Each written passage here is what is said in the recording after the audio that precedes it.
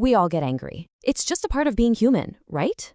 But what if the way we've been looking at anger is, well, all wrong? In this explainer, we're going to break down a super simple but really powerful way to reframe how you experience anger and to put you back in the driver's seat. So, let's just jump right in with a question for you.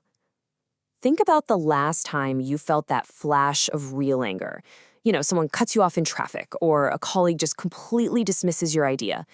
In that moment, who do you blame? It's them, right? Of course it is. And that reaction, that's what we can call the blame game. It's this totally natural, almost automatic thing we all do. We look for something or someone out there to be the cause of how we feel in here. I mean, it is so automatic, isn't it? The horn blares, your heart starts pounding, and the thought that flashes through your mind is, what is wrong with that person? We immediately decide that they are the problem. Their action is the direct cause of our anger. And honestly, it feels completely logical. But what if that focus is misplaced? What if we need to turn that spotlight away from the other person and shine it inward for a second? The real target of our anger? Well, it might not be what you think it is at all. Let's go back to that driver who cut you off. What if they aren't the real source of your anger? I know it sounds kind of weird, but what if that frustration is just aimed at the wrong target?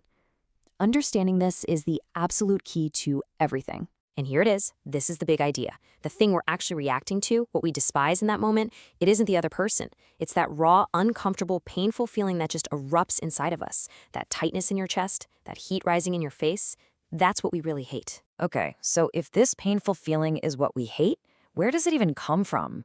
It's not like the other person can just magically beam it into us. The real culprit, the true source, is actually much, much closer to home. This right here is the total paradigm shift. We go from the common belief that a person is the source of our anger to this profound new insight. A thought is the source. The other person just provided the situation. It was our own mind that lit the match. So let's redefine this, shall we? Anger isn't something that just happens to you. It's a painful feeling created by your response to a thought you had about an event. The event itself is neutral.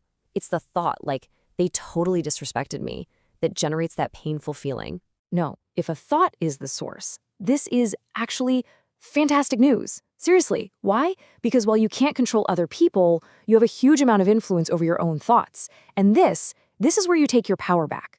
And that's the crucial point. We are not prisoners to our automatic thoughts. Just because a thought like, how dare they, pops into your head, you don't have to follow it down the rabbit hole. You can observe it, you can acknowledge it, and most importantly, you can choose a different response. Okay, I know what you're thinking.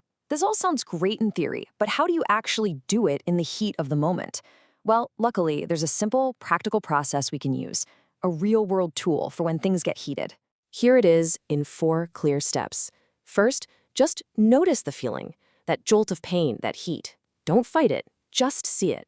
Second, identify its true source. Tell yourself, this pain isn't that person. It's coming from my thought about what they did. Third, and this is huge, choose your response. You can fuel the thought, or you can decide to let it go.